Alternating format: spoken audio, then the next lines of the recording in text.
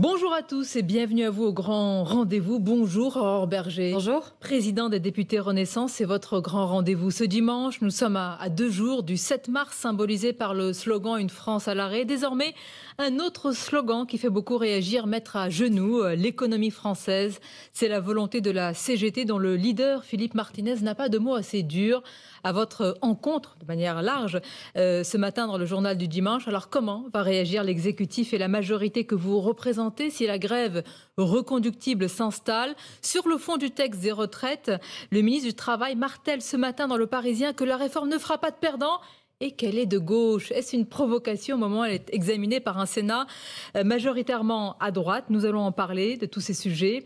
Et pour ça, je suis entourée de mes camarades. Stéphane Dupont des Échos. Bonjour Stéphane. Bonjour. Et Mathieu Bocoté. Bonjour à vous Mathieu. Bonjour. À 2 jours donc du 7 mars, Aurore Berger, la pression monte et les mots se font plus durs. Dans le journal du dimanche ce matin, Philippe Martinez emploie les mots d'amateurisme, de dissimulation, d'arnaque. Vous n'êtes plus du tout crédible aux yeux des syndicats. Que leur répondez-vous ?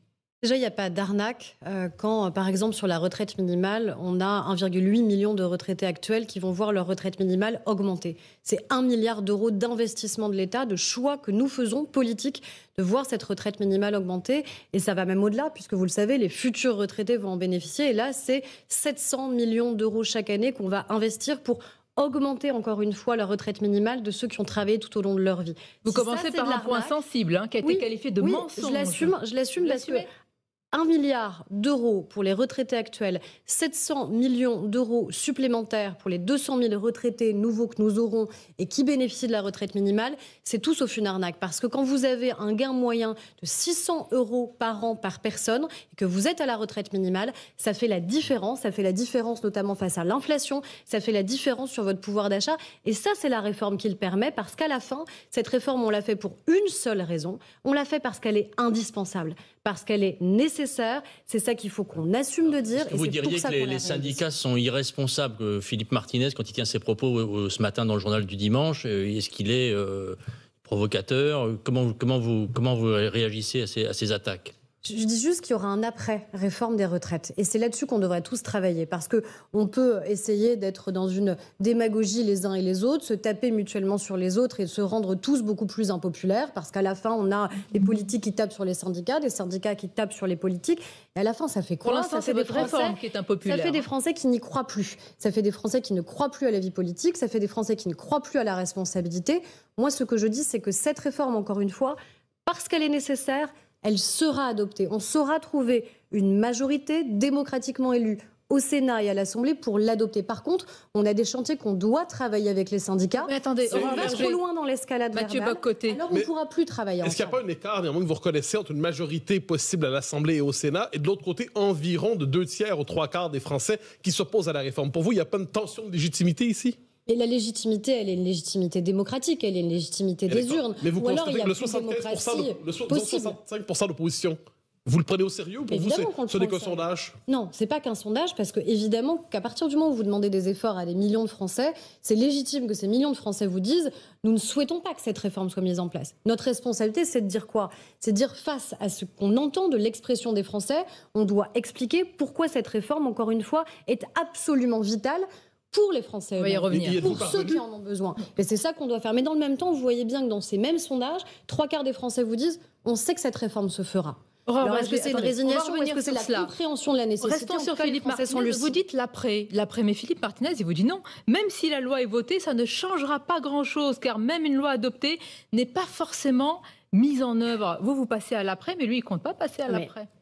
On va pas... Ça vous fait sourire? Oui, ça me fait sourire parce que vous imaginez le ridicule pour nous si demain nous avions une majorité à l'Assemblée et au Sénat pour dire finalement, écoutez, on va quand même pas l'appliquer. Ça suffit. C'est-à-dire qu'à un moment, on a un mandat clair qu'on a assumé, campagne présidentielle, campagne législative. On a un débat qui a été malheureusement largement escamoté par ceux qui étaient supposés soutenir Philippe Martinez, pas ceux qui étaient supposés normalement porter son message. À la fin, porter son message, ça a été en permanence de l'outrance à l'Assemblée, du vacarme et l'incapacité de débat contre même l'avis des syndicats, qui souhaitaient qu'on puisse voter. Donc à la fin, ce que je dis, c'est qu'il y aura malgré tout un vote. Il y a eu pour vous un mandat clair pour la réforme des retraites à la présidentielle et aux législatives. Il y a une légitimité pour la conduire. Vous avez utilisé le terme mandat clair pour cette réforme. Mais le président de la République ne s'est pas caché. Il aurait très bien pu, notamment dans le second tour de la présidentielle, notamment dans le débat de second tour, dire face aux inquiétudes qu'on entend, face peut-être aux doutes qu'on entend, face peut-être à une volonté des Français de ne pas la faire, écoutez, vous savez quoi ? Je ne vais pas y aller. Et d'autant plus dans un deuxième mandat présidentiel. Parce qu'après tout, c'est son deuxième mandat, il ne pourra pas se représenter. Il aurait pu dire finalement, je n'assume pas, je ne le fais pas. Mais qu'est-ce qui est en train de se passer? Les routiers entrent dans la danse, en grève, dès ce soir. Il va y avoir les transports, l'énergie, les raffineries.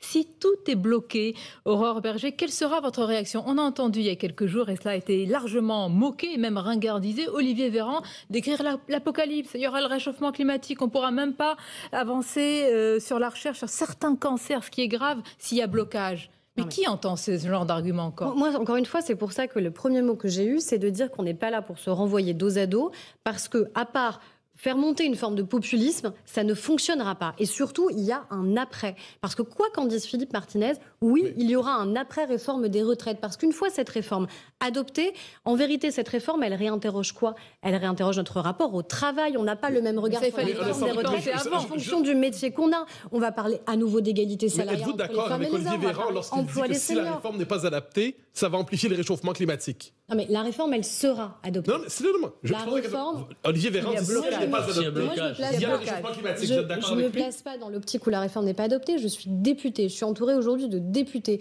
qui ont tenu pendant 73 heures de débat à l'Assemblée nationale, qui sont prêts à continuer. Alors je reformule ma question pour mieux comprendre. Puisqu'elle sera adoptée, ça permet de lutter contre le réchauffement climatique. Ça permet surtout d'augmenter la quantité de travail dans notre pays. Et cette quantité de travail dans notre pays, elle permet quoi? Elle permet encore une fois de financer notre modèle social. C'est ce sur quoi j'ai commencé notamment sur la... Attendez, on va s'arrêter là-dessus, Aurore Berger, parce que depuis le début, vous martelez, depuis le début de cette émission, que c'est une réforme indispensable et nécessaire. Et là, j'entends ce que vous dites, mais c'est un autre argument qu'emploie ce matin dans Le Parisien le ministre du Travail qui porte, lui, cette réforme. Olivier Dussopt affirme qu'il n'y aura pas de perdants. Donc, il ressort l'argument de la justice. Mais qui croit encore en cet argument de la justice quand vous martelez autre chose? Et vous avez bien dit, c'est le seul argument à mettre en avant, c'est celui de la nécessité. Le préalable pour mener une réforme des retraites, c'est d'abord de dire qu'encore une fois, c'est d'abord une réforme d'effort. Il faut en avoir conscience parce que c'est la réalité. Et donc, si nous demandons ces efforts, c'est parce qu'elle est indispensable à conduire. Vous voyez bien, c'est pas le même argument. J'ai toujours entendu Olivier Dussopt dire que la réforme était nécessaire. Mais là, ce matin, il nous dit elle ne fait pas de perdants. C'est autre chose. On est sur l'argument de justice. On ne fait pas de perdants quand on permet aux pensions, encore une fois, d'être payées à la fin. Mais qui croit encore vous ne faites pas de perdants avec cette réforme de justice? Mais si on ne la fait pas, vous faites travailler les personnes 2 ans de plus. Qui croit que c'est un argument de justice? Sonia Mabrouk, prenons l'exemple inverse. Si nous ne faisons pas demain cette réforme, il se passe quoi concrètement? Il se passe quoi concrètement sur les niveaux de pension des retraités? Il se passe quoi concrètement sur ceux qui ont les plus petites pensions de retraite? Je vous parle sur le plan politique. Sur nos cotisations sociales et la baisse des salaires. Vous avez brouillé tout votre message. Ce matin, vous donnez l'argument de la nécessité et M. Dussopt tient l'argument de la justice. On n'est pas sur des éléments qui sont contradictoires. On porte ensemble cette réforme. Mais quel est l'argument prioritaire? Sur les 200 €, les Français n'y comprennent plus rien. Posez-moi la question, je vais essayer d'y répondre clairement. C'est ce que j'ai dit. Encore une fois, vous avez aujourd'hui 1,8 million de retraités qui bénéficient d'une retraite minimale. Et cette retraite minimale augmentera jusqu'à 100 €. Évidemment, ça dépend du fait que vous ayez ou pas une carrière complète. C'est normal que quand vous avez une carrière complète, vous touchiez plus que celui qui n'en a pas eu. Par contre, c'est 1 milliard d'euros d'investissement que nous faisons. La question est directe. Grâce à la réforme, on va parler de l'autre, argument utilisé par Olivier Dussopt qui parle d'une réforme de gauche, mais quand il dit qu'il n'y a pas de perdants, est-ce qu'on n'êtes pas vous-même en train de nourrir ce qui va se passer le 7 mars? Est-ce que ce n'était pas une provocation au moment où majoritairement les Français pensent qu'elle est injuste? Mais notre responsabilité à un moment, c'est pas de céder aux sentiments qui pourraient exister d'inquiétude ou d'anxiété. C'est d'expliquer encore une fois pourquoi cette réforme, nous y tenons. On n'y tient pas juste pour un argument qui est un argument politique ou d'autorité. Est-ce qu'en disant qu'il n'y a pas de perdants, est-ce que Olivier Dussopt n'est pas un peu provocateur et ne risque-t-il pas d'encourager tous les manifestants et tous les grévistes cette semaine? Il est surtout très attentif et très attaché au fait que cette réforme, encore une fois, elle se fasse par nécessité et elles se fassent dans la plus grande justesse et justice possible. Ça veut dire quoi? Ça veut dire des choses simples. Quand vous avez commencé tôt, vous partez plus tôt. Mais Quand vous avez un métier pénible, vous partez plus tôt. Quand vous êtes en situation de handicap, pouvez-vous dire à des gens de travailler 2 ans de plus et de leur dire c'est juste? C'est juste parce que ça permet de payer les pensions de retraite de leurs parents ou de leurs grands-parents. C'est autre chose, mais là c'est juste parce que ça permet d'augmenter les plus petites pensions de retraite. C'est juste parce que ça permet à ceux qui ont des métiers pénibles de partir plus tôt. C'est juste parce qu'on ne change pas les règles pour les personnes qui sont en situation de handicap ou d'inaptitude. C'est ça qui est juste. C'est qu'encore une fois, en fonction de la relation qu'on a eue à notre travail tout au long de la vie, on n'a pas les mêmes règles qui doivent prévaloir. C'est ça la justice. On va marquer une pause parce qu'on a parlé du premier argument qui a été développé par le ministre du Travail. Il y a autre chose qui fait beaucoup réagir, une réforme de gauche au moment où elle est examinée par un Sénat majoritairement de droite. Vous nous direz comment vous allez réagir à cet argument. Une pause et on se retrouve sur CNews Europe 1 en partenariat avec les Échos. À tout de suite.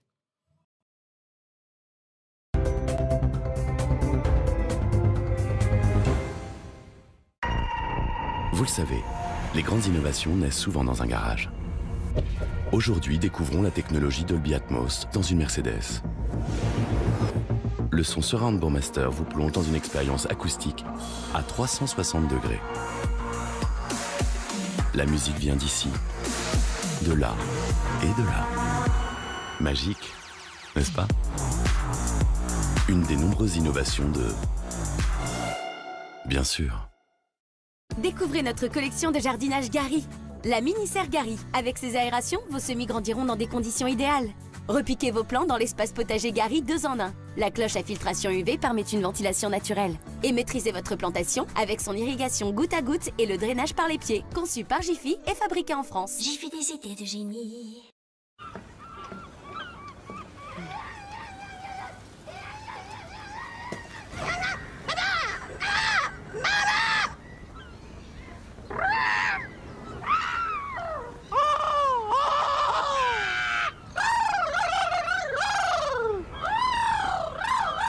On ne choisit pas ses voisins. Mais on peut trouver sa maison idéale sur Se Loger. Achetez, louez, vendez sur le site immobilier préféré des Français. Ah, Se Loger, vous avez les clés. C'est au plus près de la nature que nous prélevons les actifs les plus performants et les combinons à des vitamines et minéraux dans la formule Phytovex Négorge Triple Action. Pour le confort respiratoire, les défenses naturelles et contre la fatigue, Phytovex, l'alliance de la science et de la nature.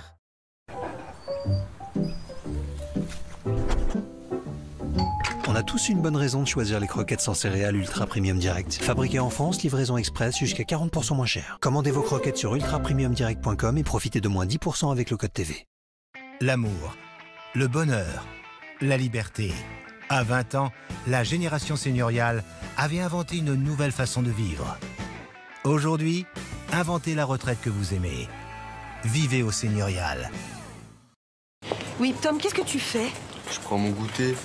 Mais enfin, je t'attends chez U, moi, pour faire les courses. Mais non, t'es chez U. Hein?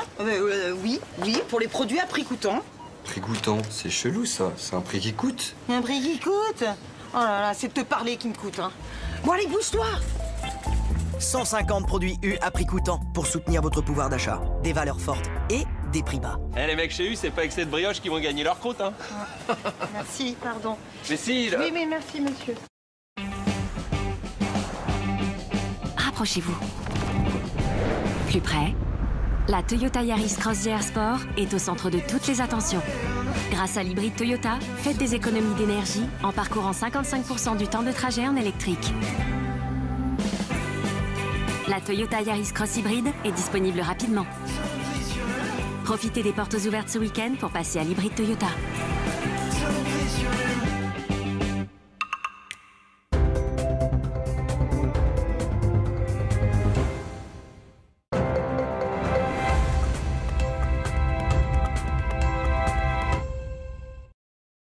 Et avec ce dimanche, notre invitée, la présidente des députés Renaissance, Aurore Berger, et cette interview ce matin dans le Parisien du ministre du Travail, Olivier Dussopt, qui affirme que la réforme des retraites ne fera pas de perdants et qu'elle est de gauche. Alors au moment où elle est examinée par un réforme majoritairement de droite, faut-il y voir encore une provocation? Parce que le Sénat est à droite, que la réforme ne pourrait pas être de gauche, ou inversement d'ailleurs. Et à bon entendeur, les deux arguments. Bruno Retailleau, je vous invite à voter cette réforme fondamentalement de gauche. Je vous invite à voter cette réforme fondamentalement nécessaire que vous avez vous-même appelée de vos vœux de manière extrêmement régulière. Et j'invite encore une fois les députés LR à la cohérence, parce qu'on voit bien, moi je veux bien qu'on soit dépassé sur notre gauche par la droite, ce qui est un peu ce qui a essayé d'exister à l'Assemblée nationale, avouez que c'est un peu cocasse. Je pense qu'il faut un minimum de cohérence. Nous, la cohérence, nous l'avons. Nous tenons le même discours sur la réforme des retraites. Le ministre du Travail dit que c'est une réforme de gauche. Est-ce que vous dites clairement à Bruno Retailleau, votez-la, cette réforme, elle est de gauche? Allez-y. Je lui dis, encore une fois, vous m'interrogez, moi. Donc je vous dis, votez cette réforme qui est nécessaire. Vous êtes solidaire d'Olivier Dussopt? Oui, ça m'arrive d'être solidaire d'Olivier Dussopt, même tous les jours. Vous et encore une fois, à toutes les heures du débat sur les retraites. Comment peut-on parler d'une réforme de gauche alors que toute la gauche est depuis le début contre cette réforme? Mais attendez, que chacun essaye de faire de la politique, je veux bien, mais enfin la gauche à l'Assemblée nationale, les mêmes qui siègent aujourd'hui ont voté la réforme Touraine. Ils l'oublient. Mais ils ont voté la réforme Touraine. Sur la question de la durée de cotisation, on accélère juste un dispositif que la gauche a voté, que la gauche a choisi, que la gauche a voulu mettre en œuvre. Et aujourd'hui, c'est eux qui se renient. Et encore une fois, s'ils se renient sur la question de la réforme des retraites, qu'ils nous expliquent comment demain ils pourraient financer nos pensions de retraite. Le problème, c'est quoi? Le problème, c'est que la gauche à l'Assemblée nationale, elle est complètement soumise à Jean-Luc Mélenchon. Il est même plus député, il est même plus président de parti, mais en vérité, il reste les deux, et c'est lui qui donne les ordres. Et à la fin, les communistes, les socialistes, les écologistes, ils sont soumis. Ils n'ont pas d'autre choix. Ils viennent nous voir en coulisses, nous dire qu'ils sont mal à l'aise avec les pratiques, mal à l'aise avec les outrances. Il y a un double discours. Bien sûr. Soumis avec mais les ensemble, ils vous le disent. Je suis persuadée qu'ils vous le disent aussi. Je suis persuadée qu'en coulisses, ils le disent aussi, qu'ils ne sont pas tout à fait à l'aise avec ce qui se passe, qu'il ne faut pas tous les mêmes dans le même sac. Mais à la fin, ils ont signé un accord électoral. Ils ont signé un accord électoral avec la NUPES pour sauver leur siège. C'est exactement ça qui s'est passé. Donc, ils ont accepté un programme électoral dont ils savent pertinemment qu'il ne peut pas être mis en œuvre, qui n'est pas souhaité par les Français. Sinon, ils nous auraient placés en cohabitation. Et encore une fois, ils oublient d'où ils viennent. Mais est-ce que vous savez d'où vous venez? C'était une gauche de responsabilité. Aurore, je vous pose la question parce que Olivier Dussopt, en accordant cette interview, il semble se souvenir d'où il vient. Il vient de la gauche. Est-ce qu'il n'est pas en train de donner des gages à la gauche en disant mais attendez, moi c'est une réforme de gauche, ou de donner des gages à lui-même et par rapport à son passé? Mais on a tous un passé. Moi, j'assume le mien et Olivier Dussopt assume le sien. Et si on s'est retrouvés justement ensemble avec Emmanuel Macron, c'est qu'encore une fois, on avait la capacité à travailler ensemble et à conduire cette réforme. J'ai pas l'impression qu'on ait un ministre qui se soit caché. C'est le moment de dire que c'est une réforme de gauche au moment où le Sénat vous appelez la droite à la voter. Il a le droit d'employer ces mots. Il a le droit, mais est-ce que c'est habile politiquement? Il a le droit, encore une fois, de valoriser aussi ce qui lui semble être le plus juste dans cette réforme. Moi, ce que je dis... C'est une cacophonie entre vous? Non. Mais si, ce matin, vous nous dites elle est nécessaire. Vous cherchez à ce qu'il y en ait une. Ça veut pas dire... Je reprends vos propres mots. Vous cherchez, Sonia Mabrouk, à ce qu'il y en ait une. Moi, je dis qu'encore une fois, main dans la main, avec Olivier Dussopt, avec Gabriel Attal, avec la Première ministre et le Président de la République qui l'a impulsé, nous tenons sur cette réforme. Il n'y a pas une voix des députés Renaissance qui manque à l'appel pour porter cette réforme, parce qu'on est très clair sur le sujet de la nécessité de cette réforme et très clair aussi sur les exigences que nous avons eues dans vos arguments pour faire en sorte que la réforme soit la plus juste possible. On reçoit ici même et tous les matins à l'émission, on a bien vu cette évolution. Vous tenez sur la nécessité, mais Olivier Dussopt parle d'autre chose aujourd'hui. Il parle aussi de la question des déficits. Il dit aussi que dès 2023, dès cette année, on a un système, et vous le savez bien, qui est déficitaire. Le problème, c'est qu'on est aujourd'hui dans un moment politique où, en vérité, la vérité n'existe plus. Mais c'est le cas. C'est-à-dire qu'à un moment, on n'est même plus d'accord sur les constats. On n'est même plus d'accord sur les constats. On a des gens qui remettent même en cause les constats démographiques. Enfin, il y a une réalité, une vérité démographique dans notre pays qui fait que le nombre de cotisants est en train de baisser par rapport au nombre de retraités. Mais même là-dessus, on nous le conteste. On vous entend. Il y a un accord quand même qui devrait exister sur le fait que le système est déficitaire dès cette année. Ça se constate, malheureusement, mais ça se constate. Et bien là non plus, il n'y a plus d'accord sur la vérité des chiffres. Mais par exemple, quelque chose de très concret, Aurore Berger, vous dites c'est une réforme de justice. Mais dans ce cas-là, pourquoi garder, par exemple, et je pense que légitimement les téléspectateurs peuvent se poser la question, pourquoi garder les 25 meilleures années pour le privé et les 6 derniers mois pour le public? Si c'est la justice, c'est la justice pour tous, comme on dit. Mais vous le savez que la justice pour tous, c'est par exemple la suppression des régimes spéciaux. Et c'est ce qu'on fait, parce qu'on dit qu'encore une fois, un chauffeur de bus, le métier, il a le même risque de pénibilité, quel que soit notre statut, et que ça n'a plus de justice, ça n'a plus d'explication aujourd'hui de se dire qu'on n'est pas considéré de la même manière par rapport à notre retraite en fonction du statut qu'on aura eu. Mais vous savez aussi que la progression des salaires, elle n'est pas la même dans la fonction publique par rapport au privé. Donc si on veut vraiment aller au bout sur ce sujet-là, il faut aussi tout revoir. Et il ne faut pas juste aller dans la démagogie en disant haro sur les fonctionnaires, parce que ça ne marche pas. On peut se faire plaisir sur un plateau de télé en disant ça. C'est pas haro, c'est... Non, mais moi je vous réponds. On peut se faire plaisir, mais à la fin, c'est pas comme ça que ça doit pouvoir fonctionner dans notre pays, parce qu'il faudrait tout réinterroger. C'est une réforme juste, c'est une réforme de gauche, c'est une réforme soutenue par la droite. Et pourtant, vous avez 65% des Français qui s'y opposent. Pourquoi? Mais pas pour la raison que je vous ai énoncée au début. C'est que c'est une réforme d'effort. C'est que c'est une réforme d'effort. Et les Français ne veulent pas faire d'effort. On d'effort. demande aux Français de travailler plus. Et je peux comprendre évidemment que les Français ne souhaitent pas initialement travailler plus. Ils ne l'accepteront que si, encore une fois, ils voient le bénéfice qu'on peut en avoir. Et le bénéfice qu'on en a, c'est que leurs parents, que leurs grands-parents vont toucher leur pension de retraite. Les Français ne comprennent pas leur propre intérêt. Elles vont même pouvoir augmenter. Mais enfin... Tout le monde ici, mais même sur ce plateau, en fonction du métier qu'on a, en fonction de la pénibilité de ce métier, en fonction de la vie que nous avons eue, nous n'avons pas le même rapport au travail. Et donc c'est normal que nous n'ayons pas le même rapport par rapport à nos retraites. On n'a pas commencé au même moment, on n'a pas la même pénibilité des métiers. Donc c'est ça que la réforme doit réinterroger. Vous savez, quand on a en 2019 commencé sur la réforme universelle, que tout le monde soi-disant aujourd'hui appelle de ses voeux, quand on a lancé le sujet à l'Assemblée, vous voyez bien à quel point ça a été aussi difficile. Et on s'est dit, si on fait une réforme paramétrique, il y a juste à appuyer sur un bouton. Non, il n'y a pas juste à appuyer sur un bouton, parce qu'il y a autant de retraites, de retraités qu'il y a eu de rapports au travail tout au long de notre vie. Et c'est ça qu'on doit lancer dès maintenant. Je voulais revenir 2 secondes sur les risques de blocage de cette semaine. Si la France est paralysée, si les raffineries sont en grève, qu'est-ce qu'il faut faire? Qu'est-ce que va faire le gouvernement? Est-ce qu'il faut réquisitionner, comme ça s'est produit à l'automne avec les raffineries? Quelles mesures va-t-il falloir faire pour que la France puisse continuer de fonctionner? Mais on l'a fait. C'est-à-dire quand il y a eu un risque très clair sur le fait que les Français ne puissent plus se déplacer parce qu'ils n'étaient plus en capacité de faire un plein d'essence, nous avons réquisitionné. Et donc s'il y a besoin d'en arriver là parce qu'on aurait des blocages tels, évidemment qu'on le fera. On ne peut pas accepter d'avoir un pays à l'arrêt, parce qu'un pays à l'arrêt, c'est un risque sur l'emploi. Encore une fois, ce n'est pas juste un symbole politique. C'est le risque que ça fait courir aux Français directement. Pensez aux Français qui, mardi, souhaitent travailler et qui ne pourront pas travailler. Et vous faites le pari que l'opinion va se retourner, Aurore Berger? Je ne sais pas si l'opinion se retournera. Je pense par contre qu'on peut être opposé à la réforme et opposé au blocage. Parce que ce sont 2 choses différentes, parce que ce sont des moyens d'expression différents. Et on peut être solidaire d'une mobilisation, on peut comprendre que les Français, face à une réforme qui est une réforme d'effort et des doutes et des inquiétudes, les partagent, puissent être même en connivence par rapport, encore une fois, à comme le Rassemblement national, mais qu'on dise, c'est-à-dire opposé au blocage et opposé à la réforme. Écoutez, je ne sais pas. Moi, je n'ai pas beaucoup entendu le Rassemblement national à l'Assemblée nationale. Il dit que le Rassemblement national était plus républicain dans son opposition que la gauche. C'est pas ce qui s'est passé. Il n'a pas dit ça. Si vous voulez reprendre les propos d'Olivier Dussopt, reprenez-les en entier. Il n'a pas dit ça. Il a dit que nous avons eu malheureusement des outrances et des insultes systématiques de la France insoumise. Ce qu'il a dit, c'est stigmatiser le comportement de la France insoumise et stigmatiser le comportement de la gauche, parce qu'à part André Chassaigne, président du groupe communiste, qui a clairement condamné les propos de la France insoumise, j'ai pas entendu Boris Vallaud et j'ai pas entendu les écologistes. Est-ce que le RN a une attitude plus républicaine? Et le RN, ils sont surtout planqués. Vous les avez entendus pendant cette question? Moi, c'est ma réponse. Moi, c'est ma réponse. Parce qu'à un moment, ce qui compte, c'est ce que les Français entendent. Les Français, ils ont entendu le RN. Allez faire un micro-trottoir. Allez demander aux Français quel est le projet du RN sur la réforme des retraites. Personne ne sait vous dire quel est le projet du RN sur les retraites.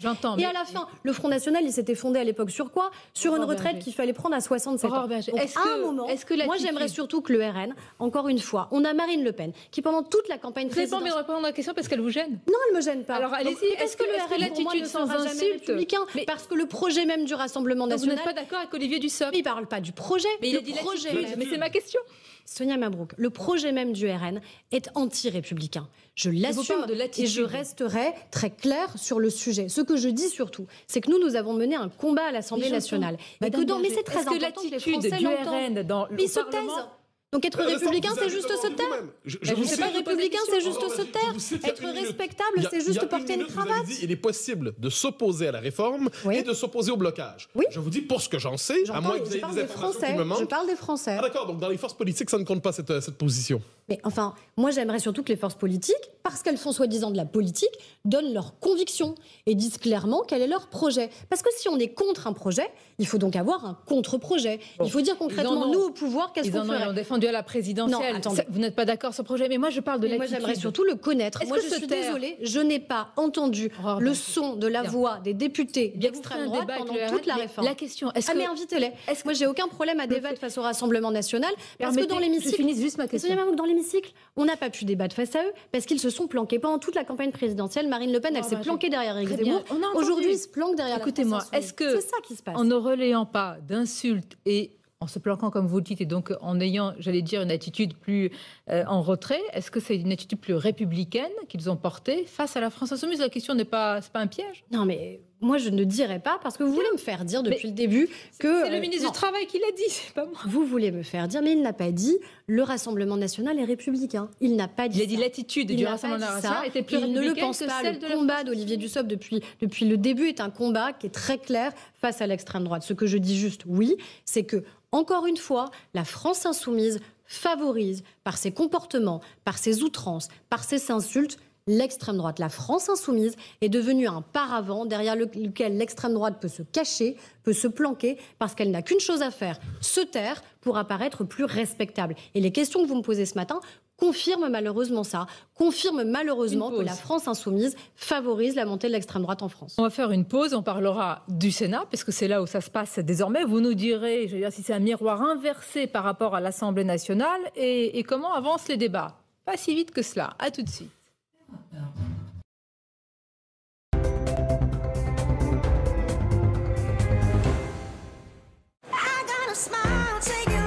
Prêt à défier la ville?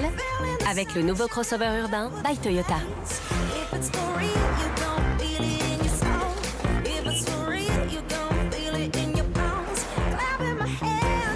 Plus haute, plus audacieuse.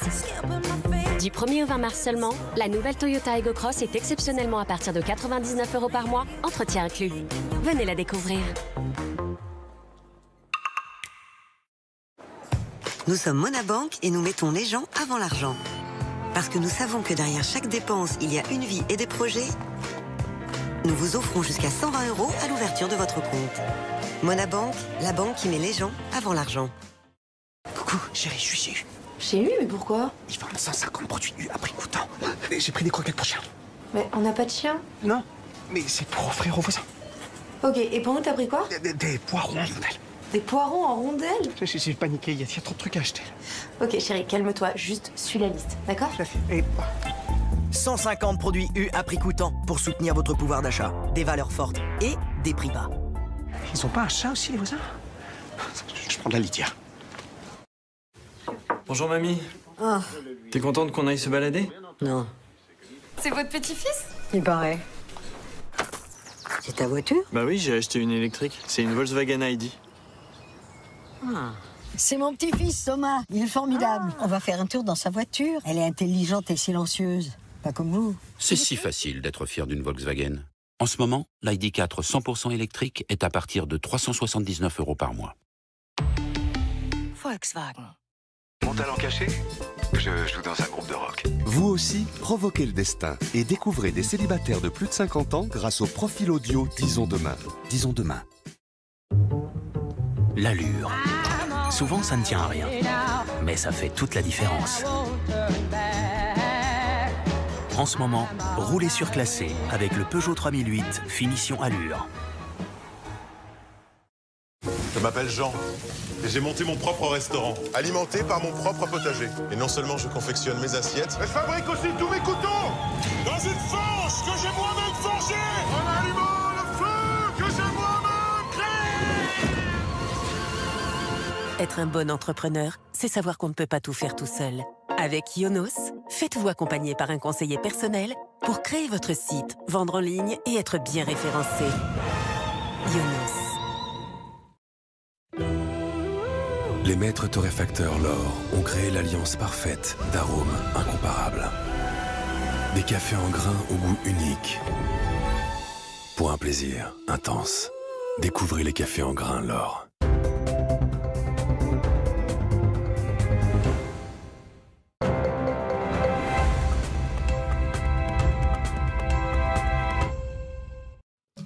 La suite du grand rendez-vous, essentiellement autour de la réforme des retraites, qui est donc au Sénat, une réforme de gauche, comme l'a dit ce matin dans Le Parisien Olivier Dussopt, qui arrive dans un Sénat majoritairement de droite. Alors hier, ils ont voté l'article 1 sur la suppression des régimes spéciaux. Aurore Bergé, bon, si ça continue à ce rythme, y a-t-il un risque qu'il n'y ait pas de vote? Le président du Sénat, Gérard Larcher, s'est engagé sur ce point en tous les cas. Il y a un engagement très clair qui a été pris par le président du Sénat et par un certain nombre de groupes au Sénat. Ils ont la chance de ne pas avoir la France insoumise. Ça devrait peut-être faciliter un petit peu leurs échanges.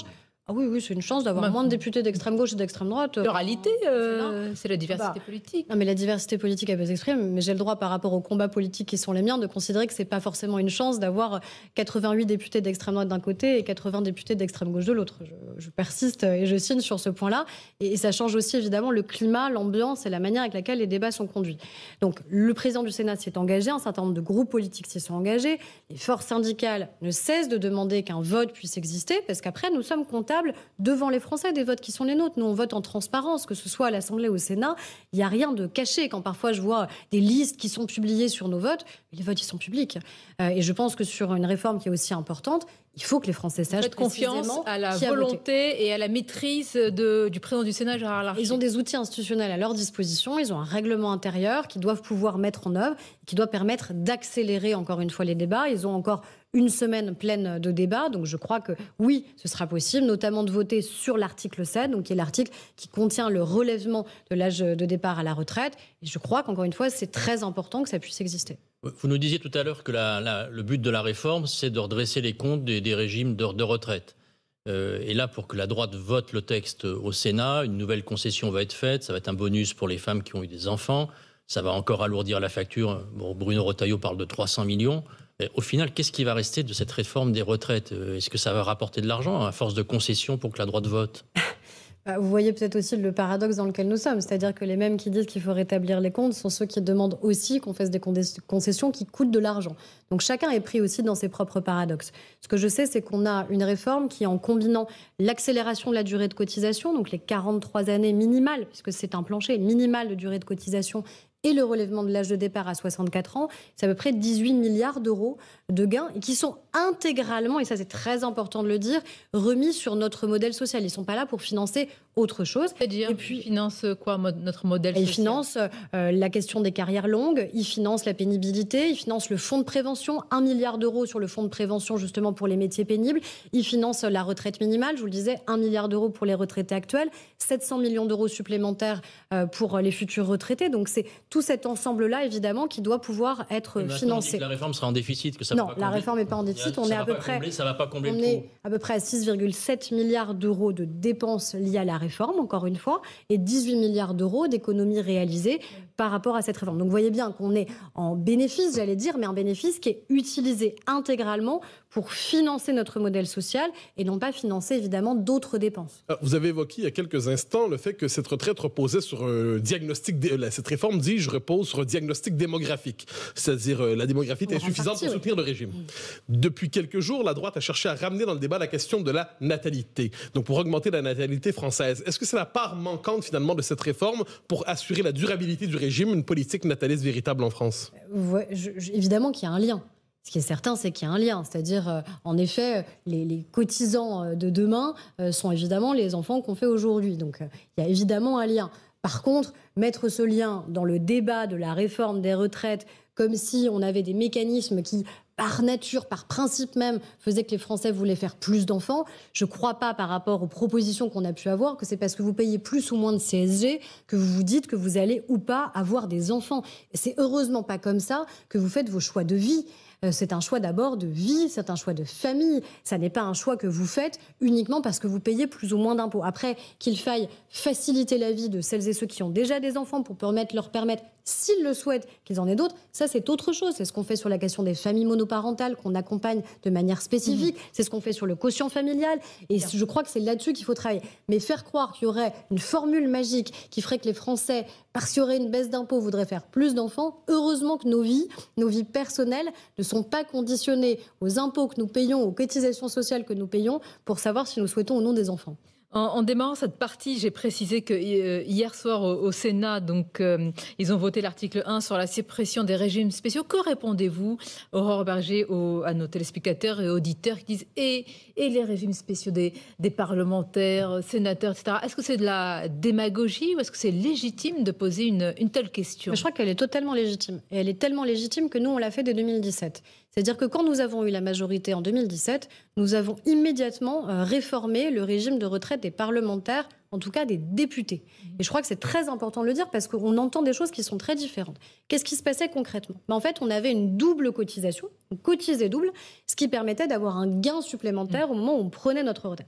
On a supprimé cette double cotisation. Donc on est aujourd'hui pleinement apparenté au régime général. Moi, je souhaite... pour les députés. Mais après, chacun est responsable de son propre régime. Donc les députés l'ont fait pour les députés. Que le Sénat s'aligne sur ce que vous avez fait. J'ai commencé mon propos en disant que c'était une réforme d'effort. Et le paradoxe, c'est de donner le sentiment que nous demandons aux Français des efforts que nous ne réaliserions pas nous-mêmes. Donc les parlementaires l'ont fait. C'était légitime, c'était attendu. Les députés, pas les parlementaires. Les députés l'ont fait et je crois qu'il faut que les sénateurs aussi le fassent parce que sinon, ça génère une incompréhension qui est de dire vous nous demandez des efforts, mais vous-même, regardez-vous, est-ce que vous êtes prêts à les faire? Je crois qu'il faut que tout le monde les fasse. Cette réforme des retraites intervient dans un contexte qui est particulier, un contexte inflationniste. Vous avez abandonné, le gouvernement a abandonné le panier inflation. C'était un gadget? Non, mais on a aujourd'hui, et je pense que c'est important de le dire, à la fois le taux d'inflation le plus bas d'Europe. Si on a le taux d'inflation le plus bas d'Europe, c'est qu'on a pris des mesures très claires pour la limiter.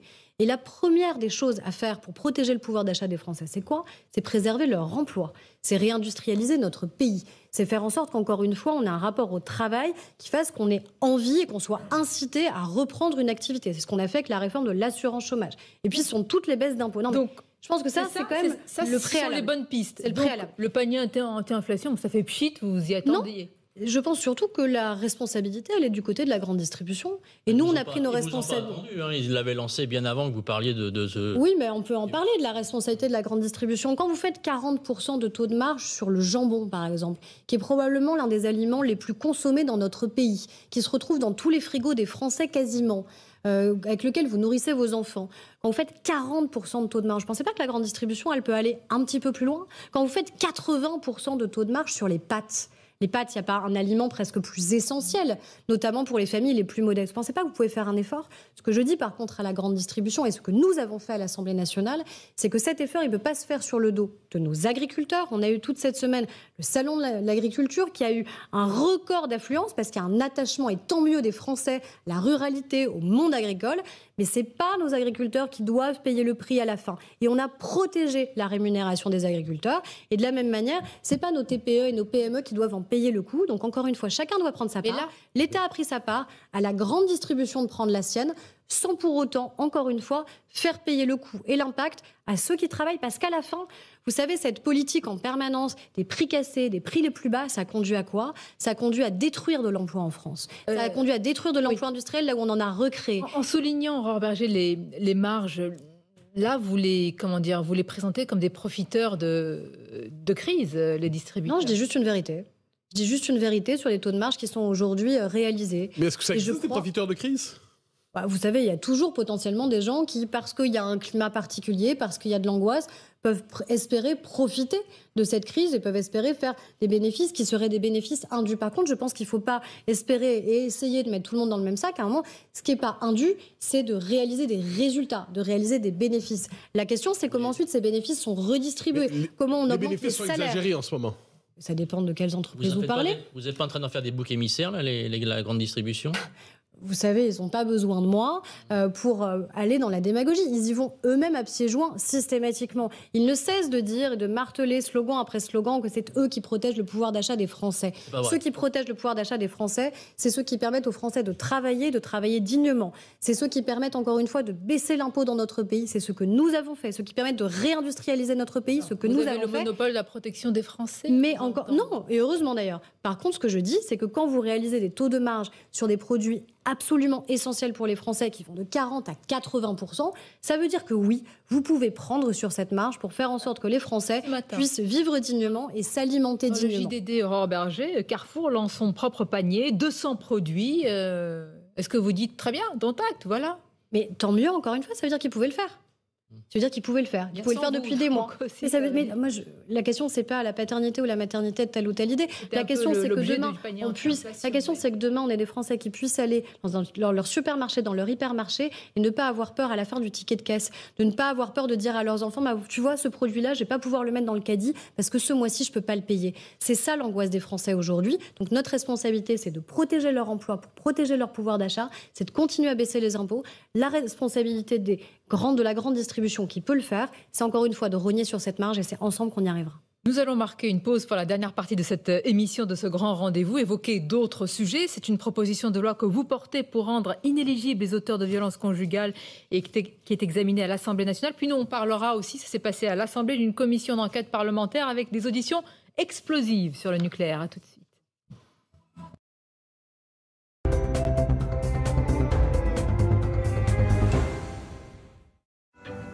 Bonjour, je suis une auberge du XIIIe siècle. Je peux avoir l'air vieux jeu comme ça, mais je n'ai rien perdu de ma jeunesse. Je cherche une personne qui aime les escapades paisibles et impromptues. Ici, vous pourrez reprendre des forces dans un bon restaurant ou explorer le domaine avec un panier à pique-nique. Vous aimez jouer? J'ai tout ce qu'il vous faut. Je me ferai un plaisir de vous accueillir le temps d'un week-end. Chez Optique 2000, on se dépasse pour trouver la paire tendance parfaite pour votre style. Découvrez la collection exclusive Champion. Dispositif médical CE. Optique 2000, on va se revoir.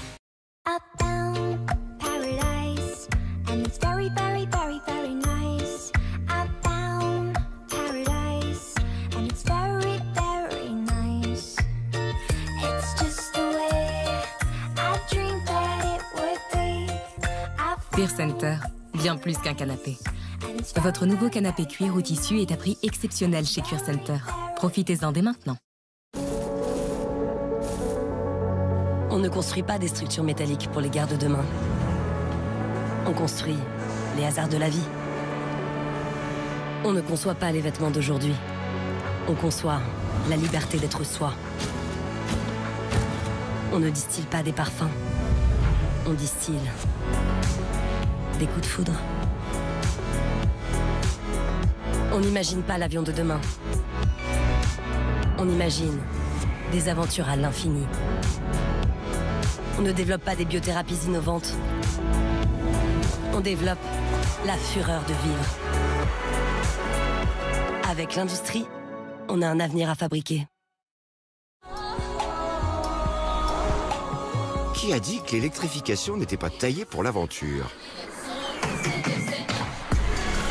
Qui a dit qu'il fallait recharger ses batteries pour aller toujours plus loin? Nouveau Nissan X-Trail e-Power. La motorisation unique pour profiter du plaisir de l'électrique sans recharge. Venez essayer le nouveau Nissan X-Trail e-Power et profitez de 3 mois de loyer offert. Dans une maison de vacances à Britel, il n'y a que vous. Parce que des vacances sans intimité, ce ne sont pas vraiment des vacances. N'est-ce pas?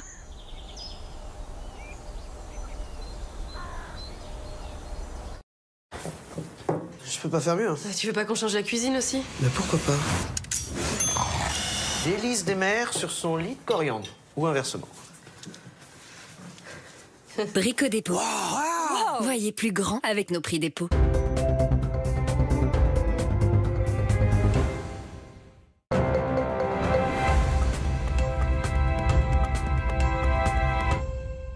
Invitée depuis 10 heures à la fois sur Europe 1 et sur CNews, c'est la présidente des députés Renaissance, Aurore Berger. Nous avons largement parlé de la réforme des retraites, de l'inflation, des prix des biens alimentaires. Il y a aussi les prix de l'électricité. Et à ce sujet et plus largement sur notre souveraineté énergétique, Aurore Berger, la commission d'enquête parlementaire sur notre souveraineté et indépendance est en train d'auditionner plusieurs responsables politiques, dont l'ancien ministre Nicolas Hulot, qui, interrogé sur un rapport qui lui a été remis, un rapport favorable au nucléaire, c'était en 2018 de mémoire, eh bien, ne s'en souvient pas. Cette séquence, je ne sais pas si vous l'avez vue sur les réseaux sociaux, elle a suscité beaucoup d'indignation, laissant penser que notre nucléaire, notre souveraineté a été bradée au profit d'une allégeance ou d'un accord avec les Verts. Est-ce que vous le regrettez ? Moi, ce que je constate surtout, c'est qu'à partir de la semaine prochaine, on aura à l'Assemblée nationale un projet de loi qui est essentiel justement sur l'avenir de la filière nucléaire en France. Et ce qui est important, c'est ce que nous faisons concrètement. Ce qui est important, c'est que les Français eux-mêmes ont changé d'avis sur la question du nucléaire. Ils ont peut-être changé d'avis justement au regard de la crise que nous avons traversée sur les enjeux de souveraineté. On n'a pas de souveraineté alimentaire, c'est la même chose évidemment sur la souveraineté énergétique. Et on ne peut pas prendre le risque de brader évidemment le nucléaire. Ça a été fait ? Je ne crois pas, en tout cas pas par nous. Pas par nous. Ah ben vous avez fermé Fessenheim. Vous le savez, d'ailleurs, la Première ministre a été auditionnée dans le cadre de cette commission d'enquête. Donc elle a eu l'occasion de répondre très précisément et très techniquement sur ces sujets-là. Et ce qu'elle a dit, c'est que l'accord électoral que vous citez, l'accord électoral, il avait été fait entre le Parti socialiste et les écologistes, entre Martine Aubry et les écologistes. Quand vous dites pas nous, François Hollande, Macron, à l'époque, il était conseiller de François Hollande, il a été ministre de conseiller en charge des questions énergétiques. Il était ministre de François Hollande, ministre de l'économie, et vous dites que c'est pas nous, mais c'est quand même vous. Vous pensez vraiment que le ministre de l'économie est donc celui qui, dans notre pays, est absolument omnipotent et qui décide de l'ouverture ou de la fermeture des EPR ? Je ne crois pas. Je ne crois pas que les choses se passent comme ça. On a le souvenir d'Elisabeth Borne, ministre de la transition énergétique, qui s'était félicitée de la fermeture de Fessenheim. Ce qu'a dit la Première ministre de manière très claire dans son audition, et j'invite tout le monde, encore une fois, c'est public, à l'écouter, c'est qu'à partir du moment où cette décision avait été prise de manière antérieure, et vous le savez, dans cet accord électoral entre les socialistes et les écologistes, il y avait un processus technologique absolument irréversible, c'est les mots qu'elle a employés, irréversible, qui faisait qu'il n'était plus possible pour des raisons techniques, de maintenir Fessenheim, qui était notre première centrale. Ce que nous faisons aujourd'hui, c'est qu'au contraire, nous démontrons non seulement que nous croyons au nucléaire, pas juste dans les mots, mais dans les actes, puisque nous avons ce projet de loi sur le nucléaire qui va réarmer notre pays sur le sujet. Quel horizon ? Vous voyez bien... 2025. Évidemment que les projets sur le nucléaire mettent... Voilà pourquoi le retard qu'on a pris mais ce qui est important, c'est qu'on voit aujourd'hui des EPR qui redémarrent, qu'on voit aujourd'hui des centrales qui redémarrent, qu'on voit que nous avons réussi à passer l'hiver. Mais sur le fond des choses... On nous prédisait... Mais pas que, on nous prédisait le pire. La sobriété a aussi fonctionné, il y a eu une baisse de 10% de la consommation. Donc merci le comportement des Français, la météo. Mais sur le fond des choses, c'était regrettable, cet accord. Et une amélioration quand même de la situation du nucléaire dans notre pays, vous le voyez au regard des investissements qui ont été réalisés, des investissements pour l'avenir qui sont réalisés. En réalité, c'est très... Est-ce que vous déplorez le retard qui a été pris ? Et on l'a vu par cette audition, en réalité, on est assez... Je veux dire, on tombe de nuit de voir un ministre qui dit, mais alors que c'était un rapport classé défense, mais je ne sais pas si je l'ai. Et la directrice de cabinet à côté de lui dit, si, vous l'avez eu. Nicolas Hulot, je ne crois pas qu'il soit aujourd'hui ni ministre de l'écologie, ni ministre de l'énergie. C'est pas lui qui prend les décisions. Et je crois que les décisions qui ont été prises par le président de la République, par la Première ministre, sont extrêmement claires sur le fait que non seulement nous croyons à la filière nucléaire, mais que nous faisons tout pour la réarmer. Et quand j'entends certains écologistes notamment qui considèrent que c'est une honte de revenir sur le mix énergétique, c'est-à-dire que nous assumons de dire que par rapport à ce qui avait été fait de manière très idéologique, et de dire il faut baisser au maximum à 50% le mix énergétique sur le nucléaire, eh bien non, nous voulons faire sauter ça. Pourquoi ? Parce que c'est de l'idéologie pure et que c'est une idéologie qui conduit à notre perte sur les enjeux de souveraineté énergétique. Vous dites que c'était idéologique. Est-ce que de ce point de vue, les autorités, l'État, ont fait des concessions graves, insensées, contraires à l'intérêt national ? Est-ce que c'est ce dont vous parlez quand on parle de l'accord avec les Verts ? Écoutez, c'est justement, encore une fois, ce que la commission d'enquête doit déterminer. Commission d'enquête, vous répondez sous serment. Vous répondez sous serment. Si vous mentez en commission d'enquête, vous pouvez encourir jusqu'à 3 années de prison. Donc c'est très sérieux ce qui se passe aujourd'hui à l'Assemblée nationale. Et je crois beaucoup au pouvoir justement des parlementaires de contrôle et qui pourront répondre de manière très précise dans leur rapport à la question que vous avez posée. Ce que je vois, c'est que nous, dans notre majorité, nous tenons de manière très claire sur les enjeux nucléaires et nous allons le démontrer par une loi que nous allons adopter. Et nous verrons qui vote pour et qui vote contre cette loi en conscience sur les enjeux de souveraineté énergétique de notre pays pour les années à venir. Révélateur, d'après ce que vous dites. Toute autre chose dans l'actualité, malheureusement, Aurore Berger, une femme tuée par son ex-conjoint. Ça s'est passé vendredi en Gironde. Elle avait déposé 2 plaintes contre lui, le 5 et puis le 23 février.